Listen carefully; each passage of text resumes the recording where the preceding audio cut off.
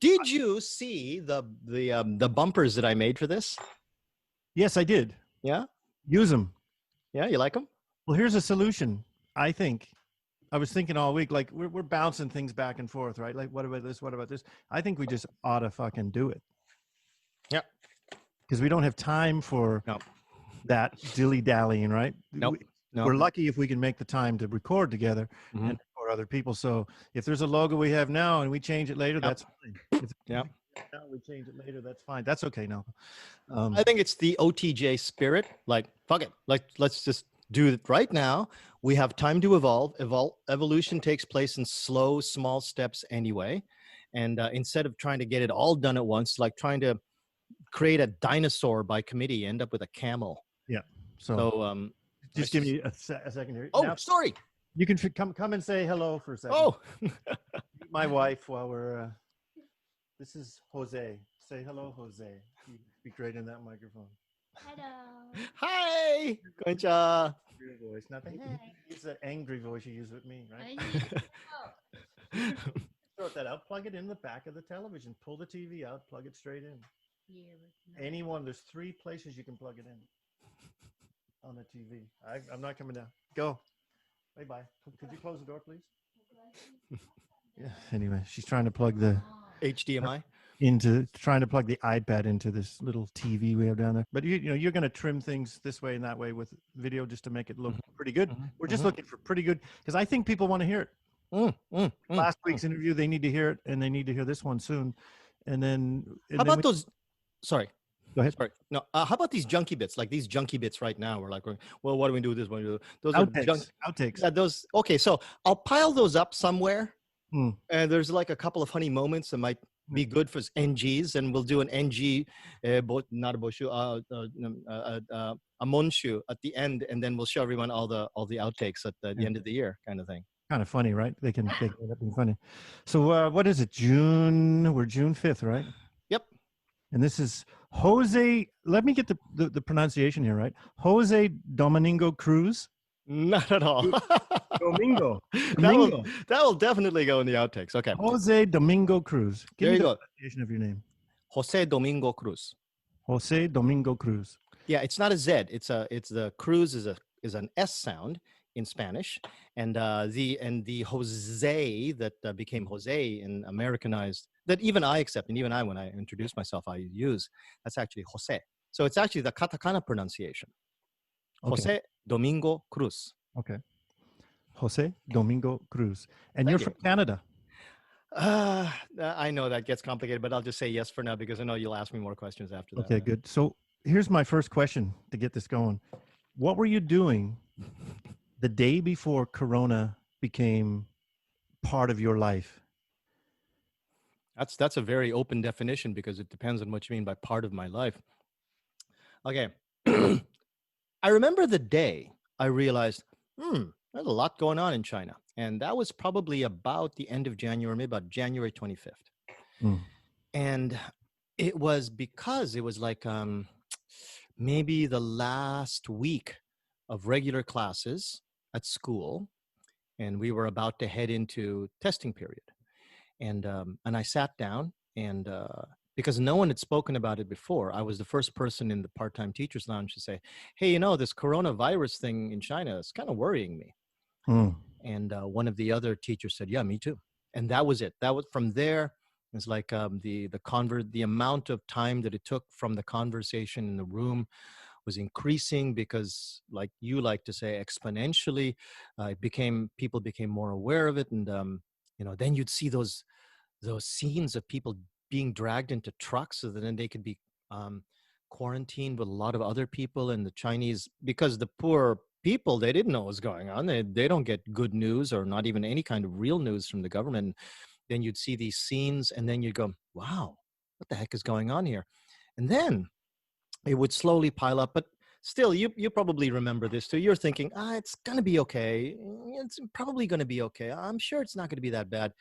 But then I saw my first hockey game between the Sharks and I think it was the Canucks, might have been the last game of the year, where the Sharks weren't playing with anybody in the stands.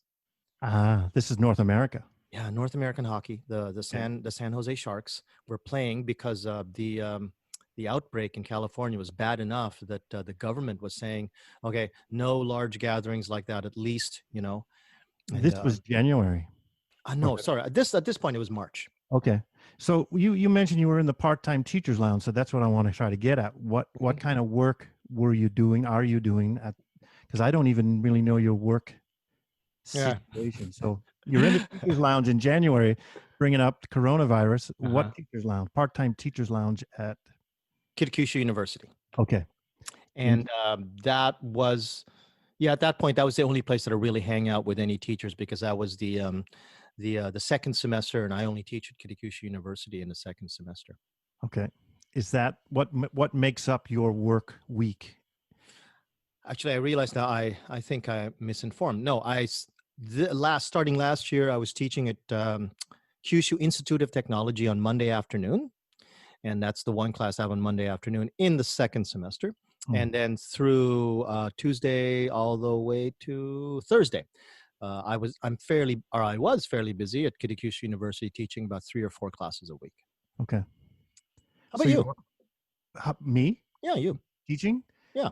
Well, about 13 years ago, my wife and I made a eikaiwa, Hmm. Juto's eikaiwa kyoshitsu in Japanese, which has been closed since February 28th, I believe. Right. And then I teach part-time at Oberlin Daigaku, Oberlin University, which is 20 minutes from my house, 5 mornings a week. Nice. 20 minutes. Oh man, I got a 50-minute commute. I don't do any of that. I don't do commutes. I don't like when I came to Tokyo and I met my wife, who was my girlfriend at the time, and I was looking for a job. I said, I don't do trains. Hmm. She goes, you're going to have to do trains. This is Tokyo. This is Japan. And I said, well, I don't do trains. And I ended up getting a job at an elementary school 15 minutes from my house. And then that evolved into some other things, one of them being my own school and the other one being other university work. So I have a very nice, tight situation. I don't travel. I don't get on trains. And, but back to you. Oh, cheers. So Can you're you hang? Can you hang us? I'm gonna clip this. I got yeah. a cough. Hang on. Is that the Kita Kyushu Corona cough? I don't know what it is, but I think it's just overuse of my voice and my inability to stop drinking at night. Okay. It piles up, and so actually that's one thing that we're gonna have to work out so that then it doesn't interrupt guest speakers very much. Mm-hmm. Yeah, we're That going to write. I can turn my mic off at select times, and you turn your mic on. You're asking questions, and yeah. Anyway, we'll work it out. Ask your question again, as if I'm just about to clip in. My question was, hang on, you're about to clip in. I don't even remember. My question was what? Part-time teachers lounge. Yeah, so you're working. Your work schedule is Kita Kyushu University Correct. and Kyushu Institute of Technology. That's the public university in Kitakyushu. And in the first semester, I have a small job with a nursing school in another part of the city. But that's about it. And through time, I've worked at different Eikaiwa schools myself. I've taught kindergartners. I taught at a high school. What a horrible experience that was. Um, what else? I've taught at Kyushu Institute of Technology, Kitakyushu University. I was full-time at a junior college back in 1997 through to 2000 for a 4-year stint. okay. And then some Eikaiwa stuff, and then some private classes. You know, everybody has private classes. But Yeah. I think the better part of what I want to tell people when I say that I'm an English teacher is I want to talk about my university career, because that's when things started becoming important. That's when I started meeting people like you, Right. who I can talk to about the important matters in English education. And unfortunately in Eikaiwa, a lot of it is a bit of a grind. It's just about making sure that things are done. But when it comes to cerebral matters and cerebral issues, I think you meet more people like that in university than you do elsewhere. There's certainly there's a elevation in the gravity of what you're doing when you get to university, because people are thinking about graduating, getting jobs, and so on. But so you're working, but if you're a university teacher, January, as that rolls off, your classes fade out and you're on kind of spring vacation, right? Normally, yeah, normally that normally would have happened, but let's see. So we go from my first awareness of what would be the pandemic, and we go into February, and you're still trying to tell yourself, "No, it's going to be okay." And that audience-less hockey game, I forget if that was end of February or start of March, but that's when shit started to get real, basically. Yeah. And I thought something's happening here, and then you hear that. Yeah, we're getting cases in Japan, and then you hear that Hokkaido shut down, and then you hear that cases are spiking in Tokyo. I'm accelerating the history of things, but it was about that time that I realized whatever this vacation is going to be, if it's going to be extended or if it's going to be shortened, or I don't know, I end up in a hospital, this is Mm. going to be a freaky year.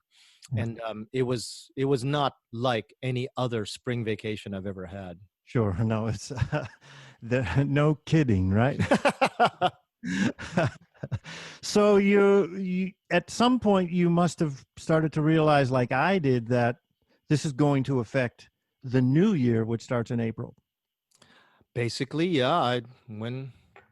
I guess it was when I was reading about how American teachers would normally begin in January, middle of January at the latest. Mm. Had their classes put off for a couple of weeks for the university to try to assess what to do. Yep. And then some universities were saying, well, you know what, we can't put this off any longer, let's go online.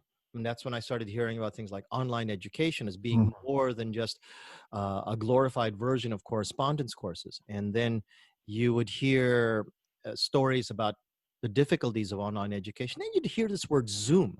And I thought, what is that all about? Why is it all written in capital letters? And didn't really look into it until maybe about third week of February. And then I see what it is, kind of like a Skype thing. Okay, so you were pretty new to it. This was new to you then. Oh yeah, man. Like it was to me. Yeah. Okay, so I didn't. So you weren't coming from a background of, I've got a little bit of something with online. My university, we did this online last year. So you were basically coming into it cold, like I suppose 1,600 members of OTJ. I'd probably say 80% are walking into it new. Yeah. So I would say. You were coming. Zoom came into your frame of reference somewhere in late February or March. Maybe okay. In terms of hands-on, it was after March. Okay. It was after March. I think it was after. Let me try to remember. I could interrupt the conversation and go to Facebook and try to find the very first video I ever made. And the very first video I ever made wasn't even about Zoom. It was about, I figured, because if it's like these American university teachers are not going to be able to teach in classes, we can't even get close to each other. A lot of our education will be done by a video.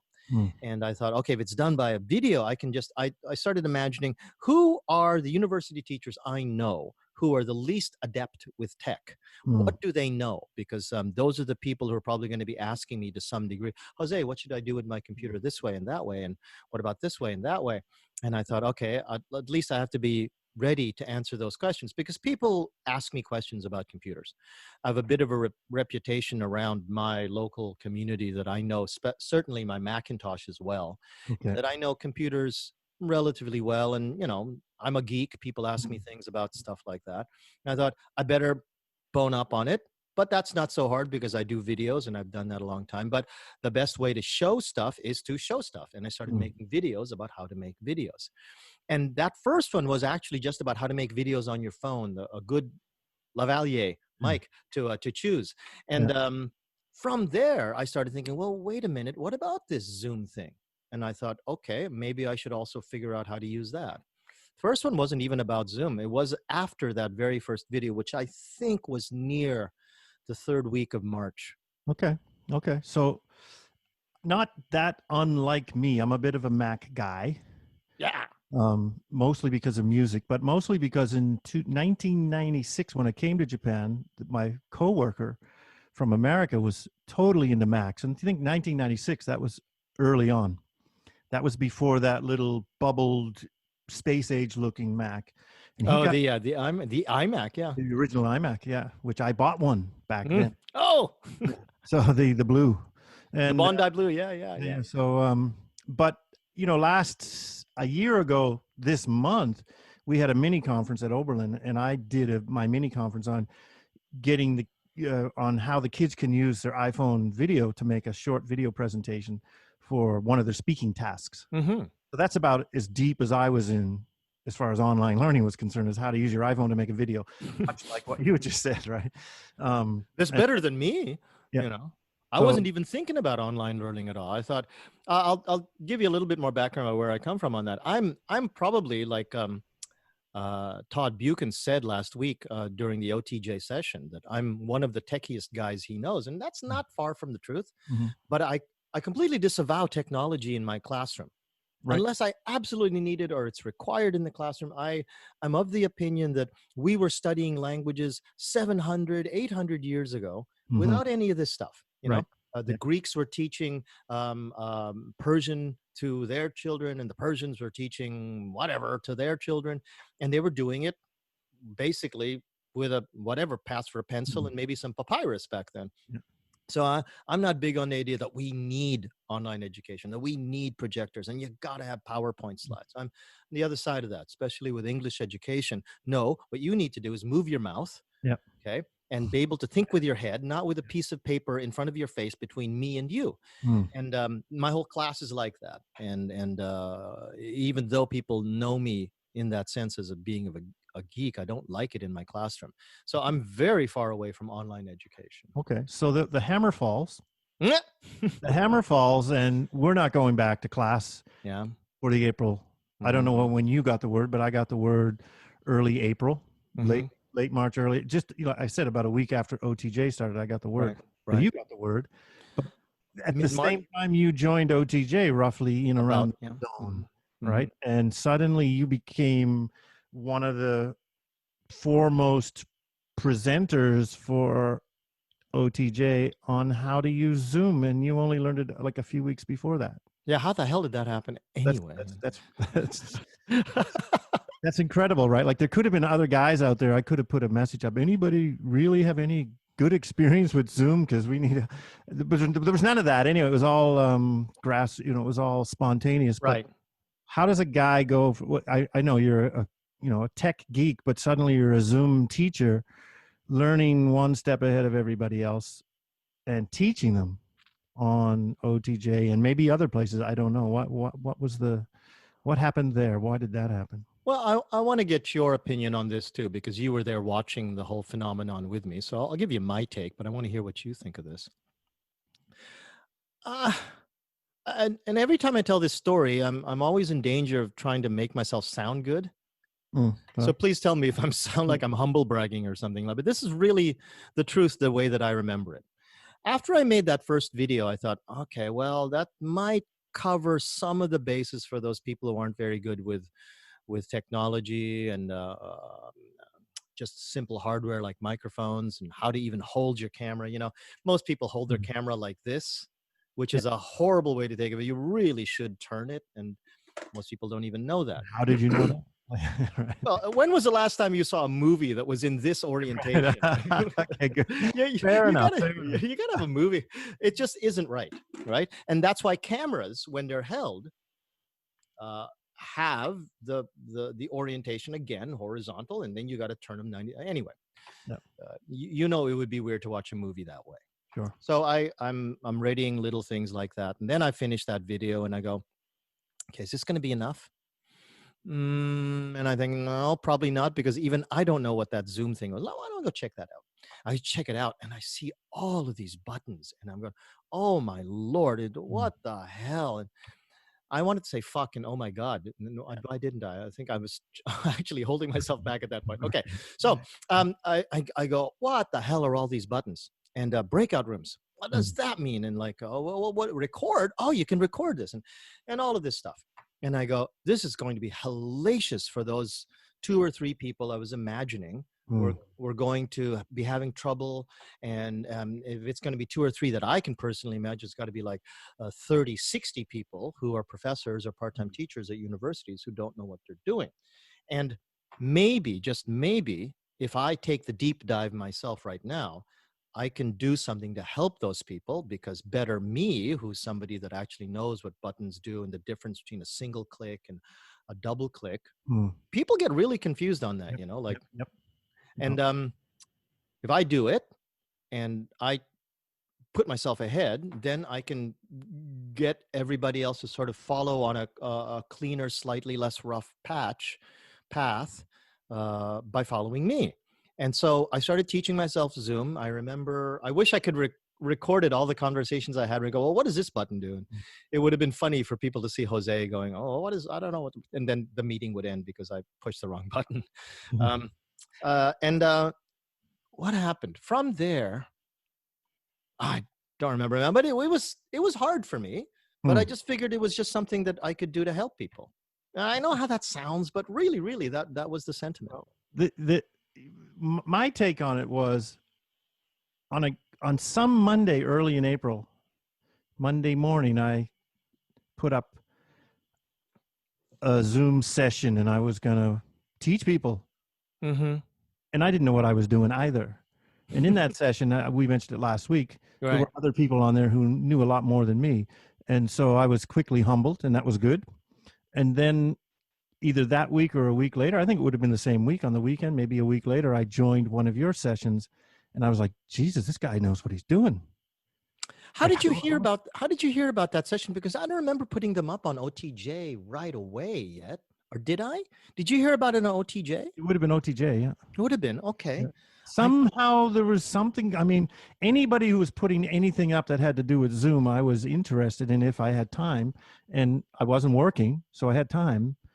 Um, And I but remember this too. Maybe I said it last week as well too. You came in on maybe the second session that I did, as I remember. Um, you, I said last week, oh, I remember that name, and now I remember fairly clearly that was not the very first one that I ever did for OTJ. So it was the second one. So maybe you had seen like my name attached to a Zoom notification, maybe for the second time. Yeah, maybe I should check what this and guy's all and about. I don't know how I was managing things. I don't even know if I knew what announcements were or anything at the time on the Facebook group. But I did notice what, early on. I noticed everything that was happening, Mm-hmm. whether I was participating or not, because the numbers were small. Right. If there's 30 or 40 people, well, Mm-hmm. people are, and I could see things happening. But I joined your session and I was like, Jesus, this guy knows a lot of stuff about Zoom. That's amazing. And I was a little intimidated, honestly, because it's like, gee, how does somebody, like, who is this guy? Right. And, but, but it's like, wow, people were hungry to learn, and you could see Right. that in the session, and you could see that in subsequent sessions. And so you became one of the main thrusting members in terms of educating other people on this forum or on the OTJ. So, obviously I became interested in that, but I still didn't know who you are. Right? Like, it's just like, this is happening. This is great. Keep it going. And here's, and once I figured out a few things, like here's the announcements, I try to promote things that I thought were worthy at the time. Anything I thought was useful for other people, I try to stick that at the top or put that somewhere where it belonged so people could. But again, I was in the early stages of noticing even how Facebook groups worked. So, Right. but you were there, you were doing that. So let me get to a couple of other things, because now you've been probably like me. I just finished my today was day 2 of week 6. So, and I do, 200-minute classes a day. So I'm starting to get the hang of things. I'm not thinking about Zoom anymore. I'm just thinking about how to teach now. Right. So Zoom is just the facilitator. But how is online teaching going for you? So many ways to answer that. You know what? I'll tell you my schedule today. I have a 10 o'clock start to a class of some of the most wonderfully motivated and energetic and sincere students that I've ever had. And what I did was, this helped me a lot. So I'm going to make a shout out to my champions, Ayano, Nina, Sheena, and Shiomi, ladies. They helped me a lot because they allowed me to collect them into a small group where I said to them, listen, I got to work out this Zoom thing because Mm. the process of learning it actually took about 2 weeks. And you remember this too, probably around from the second week of March to about the first or second week of April, Zoom was doing its best Mm. to just get more features in there to shore up the boats and stuff and to get the system secure because they were being criticized. Yep. So there's a lot of updates, a lot of changes. You'd make an update and a button that was once there wasn't there, and things like that. And I thought the only way you really know stuff like that is if you actually do it in class. So I told these girls, listen, you let me teach you for free, okay? Mm. And then you get a free English class, and I get to learn how to use Zoom, and I get to learn actually to try out these techniques with you. And so that's been going on since, gosh, oh gee, maybe about the middle of March. I've been doing that with those ladies. That's And pretty seriously proactive. it also kept my head together because remember, by the middle of March, at least for us Westerners here in Japan, we were ourselves proactive because even though middle of March, the middle of March, I don't think Japan had put down its state of emergency yet. No. Right. And we were all going, oh my God, this is going to be horrible. We better, lock ourselves in. And so I was locked in and I was getting bored shitless. And I thought, these are good kids. I taught them before, and I know that it's fun to talk to them, and it's just fun to talk to people. Yep. You know me, I got to talk, right? You might call it proactive. Anyway, so I have that from 10 o'clock until about 12 o'clock. I really enjoy that class, but it makes me wake up in the morning. Mm. And then for my schedule, 1 o'clock to 2:30 for my afternoon class. And then today, you and I started actually exchanging emails and stuff to get ready for this 3 o'clock. Mm. And this will probably go until about, I don't know, at least 4 o'clock, 4:30.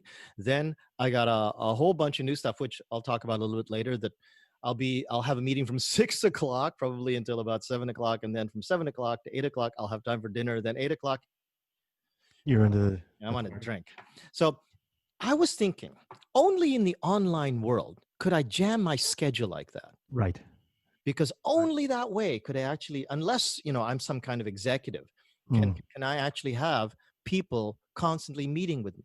Mm. And one thing that I notice out of my experience out of online education, how it's been, is that overall, I got to say, it's a positive experience because it's opened my eyes to what it is that I I had a bit of a prejudice, as I said before, to technology in the classroom.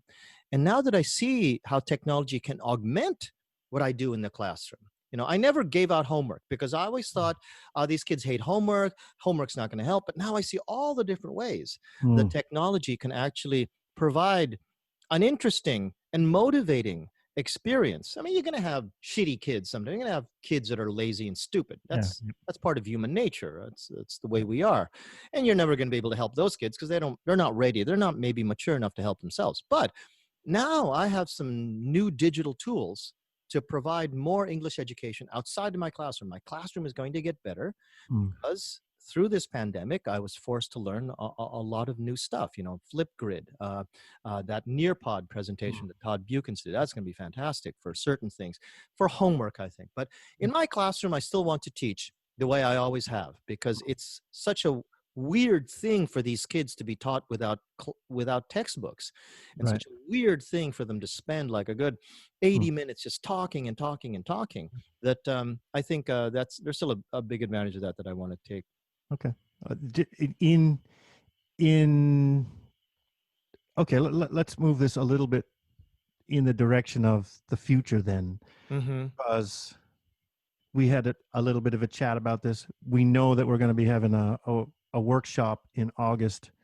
Oh yeah. For JMOOC. Yeah. Is that how it's pronounced? JMOOC. Okay. Yeah.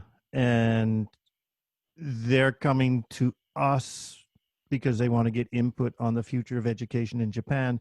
How do you see this thing panning out? The coronavirus is gone. The vaccine has already done its job. Do you see any of this living on? Okay, what I'm afraid of is that online education and online education technologies and the new relationships between faculty and administration and staff will go in a will not go in the best direction it could. Mm. In the best direction it could is that administration, office staff, faculty, and students themselves see, wow, there was this world in front of us that we didn't even know is like a sublayer to our education that now we know and we can use. Students are students. They're always going to need to be led, and they're always going to need to be told things. But that's why they come to school, to learn those sort of things. But I'm going to venture and say that I think administration and certainly the executives who see the bottom line and say, wow, we don't have to pay teachers to come in. Wow, a lot of money saved there. Wow, these teachers are working from home and Zoom is such high quality. It doesn't matter if they're working out of Sri Lanka or Pakistan or Manila or I don't know, some little town in Canada. Why should we pay these foreigners, these gaijin, these exorbitant rates that we would pay our own Japanese staff when we could pay literally 1/5, 1/4 of that? And they would be happy in the Philippines. They would be happy even in Canada to get 1/4 what these guys get paid as a per 90-minute rate. Okay, so you see a potential downside of them taking this whole experience and wow. Yeah, sure. Make it calculative. Yeah. Start counting beans. Yeah. I think, if you look through the history of social movements, what you see is that we human beings tend to, in the midst of the crisis, show our best true colors. You see it in the protests right now in America. You see it from the efforts, the incredible energy, the incredible giving that's being done on OTJ right now and other groups where people are helping each other. In the midst of a crisis, you'll see the best colors of human beings. But then when things settle down, we sort of go back to the way it was, because those protests, the crises moments, the apex of the problem, that's when the best people come out. Right. But then when things settle down, those people, they're either exhausted or they feel that their contribution isn't as important anymore. And that's when the money grubbers and the bean counters come up, and they too, they think that they're doing the best thing. I mean, wouldn't you want to do something for your school that helps cut down costs so that maybe you can pass on some of those costs to your students? And that's what some bean counters will think. But I think what we have to do is be careful about what happens to us as a society in the first 5 years after coronavirus really passes away. We really get it down. We've got herd immunity and we've got a good vaccine, and it really is not much worse than a really bad flu. Well, you make a good observation in that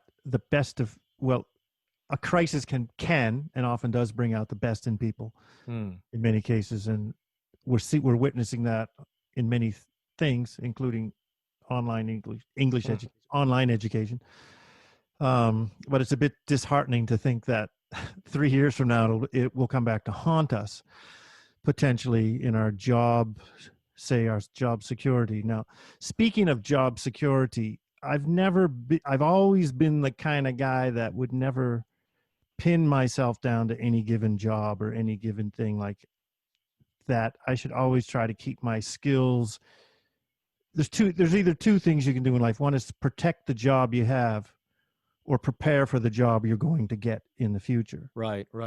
But in the last 5 years or so, I've been more trying to protect the job I have, which is against my normal way of thinking. So, but now there is a potential concern. I had a union meeting on Wednesday night. Think of the, with our, 9 members plus the Tozen, rep. And one of the things we spoke about, something as simple as right now we've done our own training. Schools haven't paid us for training, and they're not paying for equipment wear and tear. And so there's a potential economic capital cost that we're spending that teachers normally wouldn't spend. Yep. And there's really no indication that anybody's going to come up and say, thank you so much for all you've done. Here's a small $200, $300 bonus for helping out during.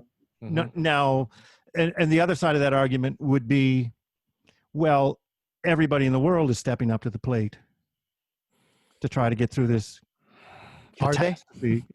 If you say everybody, I'm gonna start thinking. Really, can you use the word everybody? Because I'm exaggerating there. Okay, but, thank you.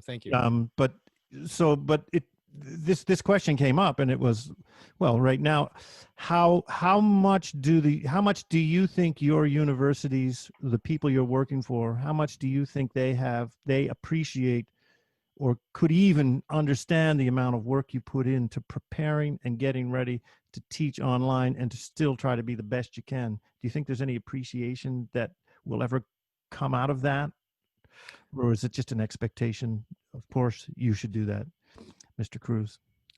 By the same token, before I answer your question, there is no way for me to imagine at all the amount of overtime or the amount of extra paperwork or the amount of work that the staff did at the student affairs office or the educational affairs office trying to get ready for all of this.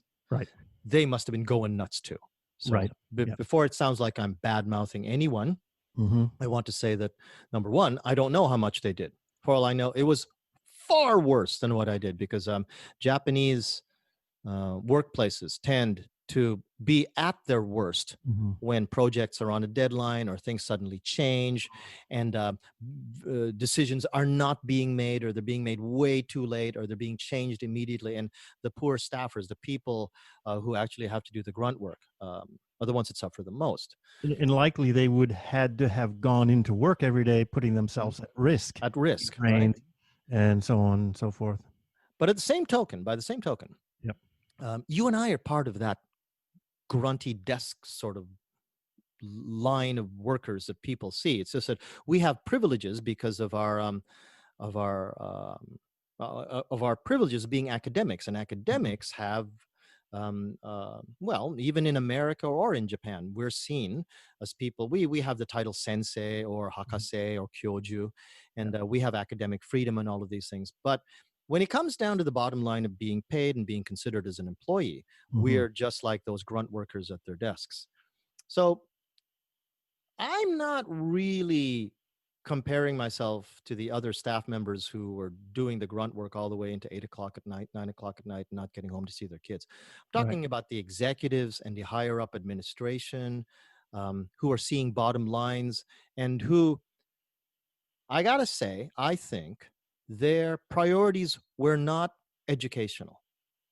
Their priorities, as I have always seen them, even long before this pandemic, the ones that I always had the biggest problem with, were about priorities that were monetary. And also, too, I don't know if you've heard this expression in Japanese, gakko meio. Ever heard of that? Gakko meio. No, I haven't. So gakko means school, and meio means honor. And gakko meio is an important concept, especially when it comes to scandals at high schools and junior high schools about bullying or sexual harassment or maybe inappropriate teacher behavior. That really old-fashioned administrators will think first about the honor or the reputation of the school before they think about helping that bullying victim, right? Or helping the girl that got gang raped in the equipment closet. Or doing what they really needed to do to get rid of the teacher who was sexually harassing students. What's this going to do to the reputation of our school? First, school. Right. The concern or welfare of the victim or potential victim comes second. Right. So I'm sure you, now that you know what I'm referring to, I'm sure you, you've been here, David, now 11 years, right? Japan? I've been in Tokyo 16. 16, okay. So 24. My relationship with Japan is 24 years old, 5 in Shikoku from 96, 3 back in Canada doing an MA and working, and then 2004 to now in Tokyo. So at some point you'll have heard about these scandals and how this. Of course, I worked at a prestigious elite private school in Tokyo where a teacher would hit a student and then be shuffled around to different departments, lose a certain position or title they had. Can't be a homeroom teacher. I even watched them go into like nervous breakdown kind of situations where they can't even speak. The teachers lose so much from these kinds of situations. The schools just try to cover that up big time. Yeah, right. So, but in a world where reputation means everything, where owning an eikaiwa and walking down the street with my wife eating a bag of peanuts gets me scolded when we bump into a family with 2 kids, they see you eating those peanuts, they think you're drinking beer, like you're a beer drinker. Really? Well, of course I'm, but I'm just eating a bag of peanuts walking down the street. But like the reputation, that the connotation that comes from eating a bag of peanuts in public, people read into it. Why do you have to read into it? But we live in such a society here that, so if a school does get some sort of bad press, so it's the demise of the institution. Against that backdrop, I think a lot of the decisions that irked me the most this past spring were based on the idea that they were old rules that were set up not to actually facilitate education or to help the situation for teachers and to give them more tools or to help them with their classrooms, but just basically to keep things tamped down so that the university doesn't have any more problems than it needs. Okay, that's an interesting. some of those problems were caused in the past by the fact that the university kept that as a priority, and because it kept that as a priority, more problems flowed out of it. That's interesting observation. Now, I would have to think my university, I'll use the name, Oberlin University, I don't know how they dealt with non-English classes, but because our English department has been so well managed in the last 10 years that I've been there, that for us, it was really a hop, skip, and a jump to get online, because we were halfway there. We use Moodle. We had a management learning system. Every kid has a Gmail account from the get-go for the last 10 years. So those 2 things were we already would post certain things on Moodle. Some teachers would use it more than others, but it was always there. And their course outlines were always there. So the step into bringing that, and we use textbooks. So to bring that into online really wasn't that much of a head twist. And the 2 people in charge of our department, who are foreigners, one a Canadian and one a Australian, they must have done what you were saying earlier. They must have been there 8 o'clock, 9 o'clock, 10 o'clock at night for a month, getting this thing ready for us 100-odd part-time teachers. Right. But they were, I'd have to give them, if I was going to give them a score, I'd give them a B+ or an A- on the delivery. Why not like a full A? Like what did you see that you couldn't say, well, that's why it's not perfect? That's a good question. Because still in the end, the official training was all left to one day. That thing, that we talked about last week. Yeah. So, I mean, and again, it wasn't bad, but, it came up in a union meeting the other night, because we were trying to calculate, well, how much time have we put into this? And they were like, Dave, how many Zoom sessions did you do? Right? You got them all recorded, right? I said, well, I didn't record all of them, right? But like outside of OTJ, I was kind of like doing what you were doing for OTJ. I was doing for Oberlin University. So that's kind of why you didn't see my face so much on OTJ. You were busy. Because I was busy doing that. And like, if I did a 90-minute, if I posted, I'm going to do a 1-hour Zoom session, you know what they turn into, right? 90 minutes or 2 hours or more, right? That class that I told you about with the 4 really good students, in my mind, it was going to be like an hour. Yeah. And it just naturally evolved. And the first times it was like 3 hours long. Yeah. And the girls just really enjoyed it. And we didn't, holy crap, it's 1 o'clock. And now it's still 2 hours long, because it's just the way it is. It's time has a different factor in online education. It feels completely different. Sure. And we at my university, we teach 2 100-minute classes back to back with a 10-minute break. And everybody on Zoom and anywhere, anytime I publicize that, it's like, that has got to be the least educational. What does that have to do with pedagogy? That's the most terrible system you can imagine. But guess what, folks? When you're doing it, and they're in breakout rooms, or they're working alone solo on a project for 20 minutes, and then they come back and then you share things. It goes by pretty damn quick, Hmm. actually. Well, I was one of those people that I saw that schedule that you published. I didn't think about pedagogy so much as I thought first, how is he going to have the energy to do that? Like X number of days, X number of classes in a row. I wasn't thinking so much about pedagogy. Mm. First, I was thinking about your health. Mm. Your physical health, your mental health. That is, well, now that you're used to it, it's not that bad. But Yeah, first, that's what shocked me. the first 3 weeks were pretty tough. There's no doubt about it. But so were my first 3 weeks at university teaching in 2010. This is true. Yeah, It's I actually was a just good point. wiped out. I would come home wiped out that for, and it came from, it's like when you buy a new foot pedal for your guitar, you tend to overuse it at first, right? Right, right, Until right. you back off a little bit, and right, you start to use it in tasty places and stuff. And I think teaching at university, teaching online, the first few weeks, it was like, you think you have to do everything. No, you just have to, right now I'm backing off so much and letting the students do so much more. Right. The first few weeks, it was an energy consumption thing. Okay. So we covered a fair amount of ground with who you were before, Mm-hmm. how you got involved in this, what you think the future is. Hmm. What do you do outside of teaching that helps you refresh and get yourself ready to do more besides tipping the bottle? Um, well, I wasn't prepared for this question. I like to read.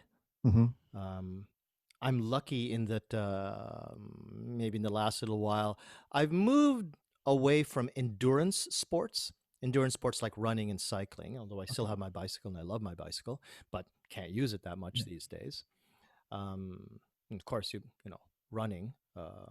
Well, you could. Like Yeah. I live in a fairly rural town, and I Mm-hmm. could, but because of the way that the pandemic scheduled itself around my life, or I should say, my life scheduled itself around the pandemic. It was easier to actually just stick with the weight training that I do because I have a weight training kind of little station here. Mm-hmm. It's basically a weight bench and some kettlebells and stuff. So it made it easy for me to stay on an exercise regimen within the house. But in the last little while, and I think this is important, especially for people who are almost literally, not quite literally, but almost literally going nuts because they just weren't used to keeping themselves indoors all the time during the pandemic. Um, I've gotten used to a relatively solitary lifestyle. Mm-hmm. So I started cooking again. I started doing new recipes. I focused on my weight training again, and I lost some weight. I put on a bit of muscle. So I lost weight and I put on muscle. So I don't know what that really means in terms of my total weight, but my total weight actually went Right. down. Um, I started becoming a bit more in touch with things that were, I would say, really important. Like getting back in touch with my family Mm-hmm. and seeing for myself what makes teaching important to me. Mm. Uh, Before it had turned into a job. I knew that I was doing the right thing, and I knew that I had made the right choices about the way that I teach. But out of this newfound kind of reputation that I made for myself with OTJ came a lot of really interesting sort of offers and requests, Mm. like from JMOOC. Mook, Mook, Mock, what is it again? Mook, J-Mook. Mook. Okay, JMOOC. And that's just one, like here I was being asked by all kinds of JUL chapters to talk and stuff. And because it was about a topic that everyone kept saying that Jose knows so much. And I got to tell you, I was suffering a little bit from imposter syndrome. Mm-hmm. You've heard of that, right? Yep. And I was thinking, really? People think I know anything? Well, okay, I need the money. You want me to talk? I'll talk. And I had to sit there and actually had to put something together so that I didn't make a complete ass of myself. And it made me think about what it was that I was really trying to do with my teaching. And it made me reassess my teaching, reassess why I do things, and made me get back in touch with why I do what I'm doing, and I guess it's paying off because these offers still keep coming. Now, what have I got here? Last or just the middle of this week was Jay Mook with you. Mhm. Then this morning, I've been asked to do an interview to decide if I'm going to be one. I'm on a short list for speakers for the prefectural chapter of the ALTs Okay. here in Fukuoka, and Mhm. every December they try to get somebody in who has some pedagogical views that might be good for the ALTs, and I think Jets too. I'm not Okay. sure, Yeah. to listen to. And now I've got to go back in there, and not just for 10,000 yen for 90 minutes, but actually now I have some responsibility. I've got to deliver the goods to actually Yeah. show other people how I teach, why I teach. I've got to defend my ideas coming up at this interview. And it made me reassess what it is that I always knew in the back of my head was good Mhm. about my teaching. But now I go, yeah, that's why I do that. And yeah, what do you know? It really does pay off even in online education. How do you bring that forward to share it with other people? That's the trick, right? That's the hardest part, especially because we're kind of handcuffed. Although, in a sense, like I don't know if I think you've seen a couple of my presentations, the ones that I did for Jolt. I have a couple of themes. One of them is empathy and compassion, Mm-hmm. and another one is called making lemonade out of lemons. So I don't want to always think of online ERT Mm. as a handcuff that you have to wriggle yourself out of. Sometimes it's fine jewelry. Mm-hmm. There's certain things that you can't do in the classroom that you can do with the kids. Everybody standing and sitting in front of their computers, and you just your hands Yeah. inches, centimeters from your mouse. Yeah. One example today, we were talking about the protests in America and about discrimination in Japan. Mm-hmm. And it was super easy for me to come up with a couple of videos that I had prepared years earlier about discrimination in Japan and discrimination here and there and there that I wouldn't have been able to do in the classroom. But because here I was in front of my computers, okay, girls, why don't we just take a quick look at this video? And these girls were just, again, my Friday morning class, Mm-hmm. they were just riveted by what it was that they were watching. And I couldn't have done that before.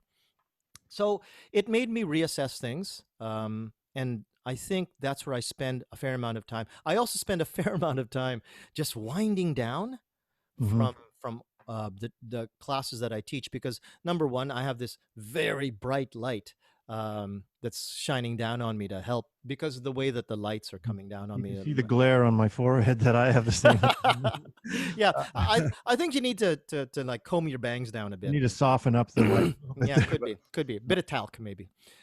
Anyway, so you wind down because number one, your eyes are hurting.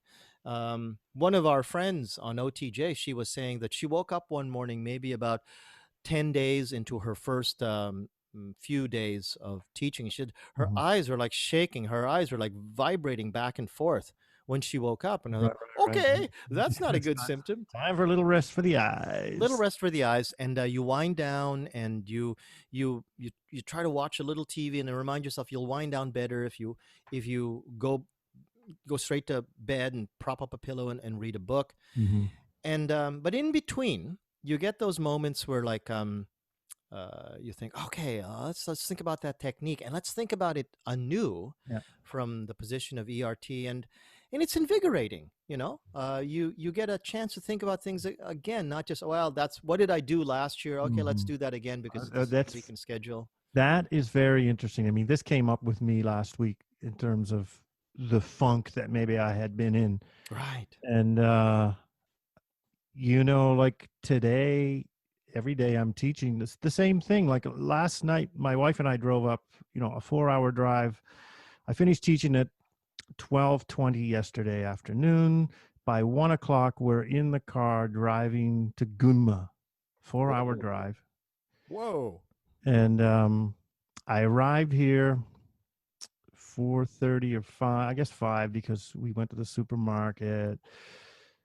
And I get here and I set up a barbecue. We're not eating on a barbecue last night, just setting it up. And get in. My wife makes dinner, take an ofuro. I set up my teaching environment for today. Did it last night. Then I'm sitting down at the table last night until maybe 40 minutes, making a Google quiz. Taking photos of the text, scanning it, manipulating the text, putting it into a Google quiz, and making something for today. I made 2 things last night for today. I would never do that. When I walked out of the university a year ago after a class, I was done for the day. Right. I walked in the next morning, I got ready to teach there whatever I could put together in 20 minutes or something. But like, I'm spending a lot more time. And this is the part I don't want to get paid for. I'm enjoying spending time digging into the material, thinking about how this is going to work for the class, and getting the response that's way, way, way, way better. Do you think you'll be doing that once this is over? I don't know that. It's that, like, am I being on my best behavior because it's an emergency situation, or is this becoming the new teacher that I always thought I should be? That's a good question. But I like it. But it kind of it's like what we're doing now. We're taking time out of our day to do something that is educationally related that I wouldn't have done a year ago. I want to go play my guitar, so I don't know that it's I can hear it in your voice, and I know it in my own experience that it's elevated the teaching, the importance of teaching. Seeing the kids' responses immediately, like this morning, on the quiz, I just asked them which story they liked the best out of the 4. One was Martin Luther King, one was the Vikings, one was Billie Holiday, and the other one was Leonardo da Vinci. Mm-hmm. So, after they finish the quiz, they get a short question on the form. Which of the 4 stories did you like best and why? Right. I would never do that in a normal class, but I could do that here because they can't finish the test until they write 2 or 3 sentences. They can't hit the submit button because I make it a required question. So it's forced feedback. And I'm reading the feedback and I'm like, it's warming my heart in a way. It's like, wow, they're telling me stuff. Like, they're serious. These kids are serious about what they're thinking about. It's not just 4 stories they read. For some of them, it did have an impact. And it's forcing me to take it a little more serious, and I'm seeing good results.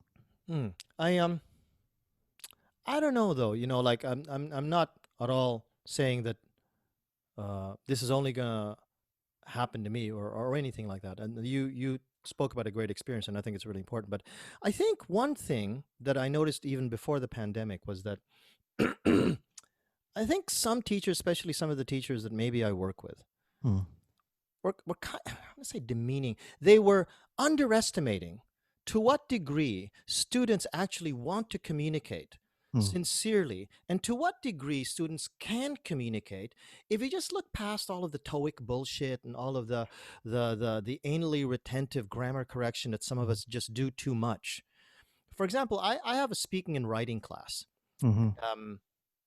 I make that class along the same theoretical lines that I have for my speaking communication class. So it's called speaking and writing. It's kind of a mishmash because that particular department doesn't have as many communication classes. So they try to do both at the same time. And in the speaking class, the only thing that I ask students to do is, okay, don't worry about what you're doing with grammar or vocabulary. Now, you've got a dictionary in front of you, use it, but I'm going to give you 30 minutes and I will mark you primarily, like about 90% of your mark will come only from the number of words you write. It's totally by quantity. Right?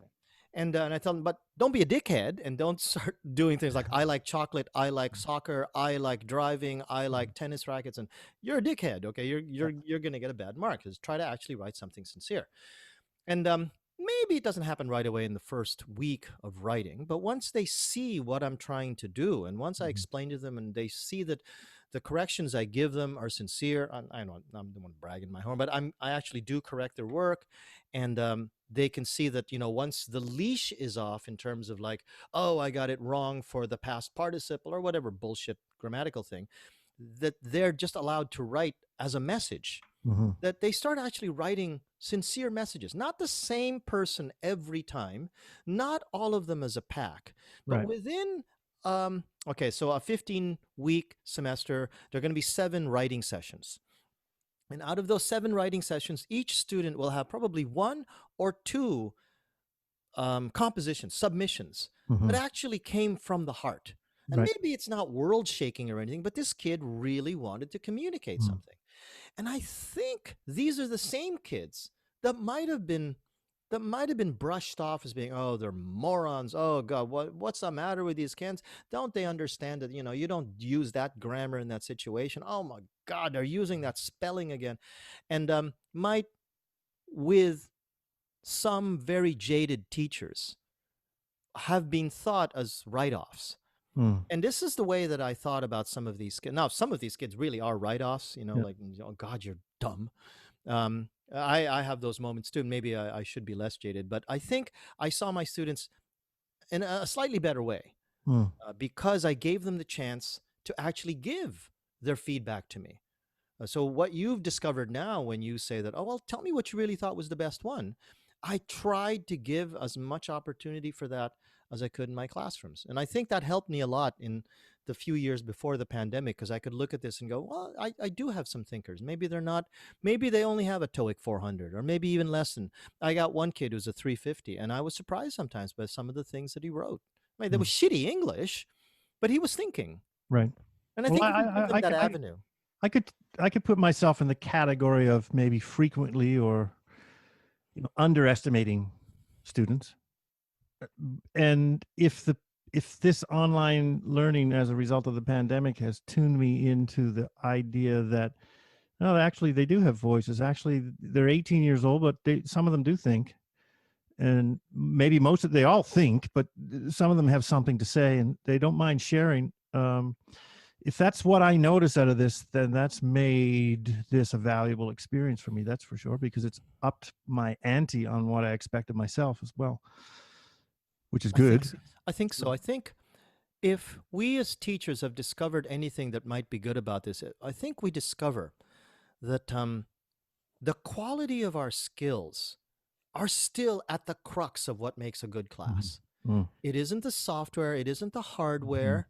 You can Mm. bitch all you want about the Yeah. administration or that the Moodle site isn't working or that it's down, but at the heart of it, and perhaps even more so, kids will look at you and they can smell your sincerity from 100 LAN cables away. Mm. And they look at you and they look in your eyes and they see that you're looking at the camera and that you're not nervous and that it's okay. Follow me. I've been doing this for a decade at least. And I promise you that I'm prepared, or at least I'm prepared as well as I can. And they can smell that. They can Mhm.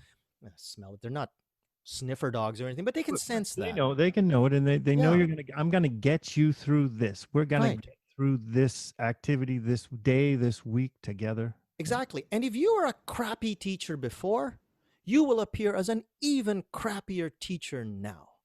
The kids can sense it, and they sense it even more strongly, I think, in this Let me take situation. this to another level. I've had teachers, because of the particular role, I think there's a certain perception. The same thing, I've been invited to speak for certain things which I'd feel Right. underqualified for, but because of OTJ and whatever, I guess I've been perceived, at least by some of my coworkers, as a person they can come to with a question now. You are a person you can come to with a question anytime, David. You're a good guy. For whatever reason, but I would never, but for whatever reason, I'm getting that now. And I'm getting that from people who, honestly, in the past, I might have judged as teachers, said, wonder what kind of teacher he is, Yeah, right. I know what you mean. attitude, as if, and it has woken me up. You're woke. I've been awakened. I've been awakened. No, it's been stunning to see that. Wow, this guy's really into it. This guy's coming to me with questions, and he's sharing. Now, I think they feel safety now in sharing with me because I'm willing to share my weaknesses on OTJ. I think that's part of it. And it's like, this guy's really sincere. It's really changed my opinion of you as a teacher.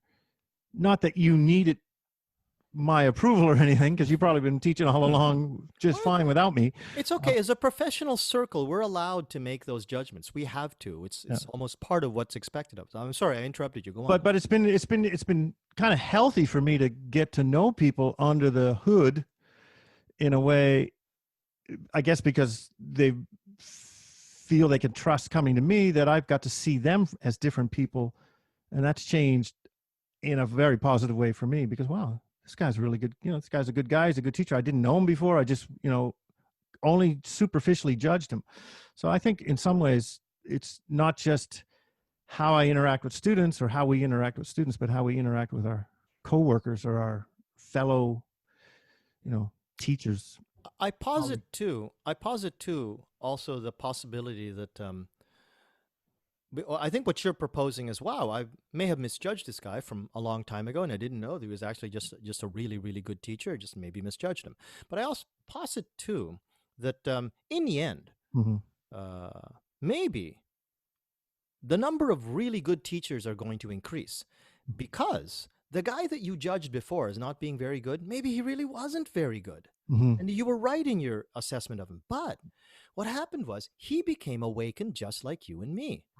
Right. But this has shocked him into thinking, yeah, you know what? I've been a lazy asshole the last couple of years, and now I've got to get my shit together, because otherwise I'm going to look like a fool, which is relatively selfish rationale to actually take into a classroom and figure out, this is why I want to go over the textbook, because I don't want to look like an idiot, but it doesn't really matter.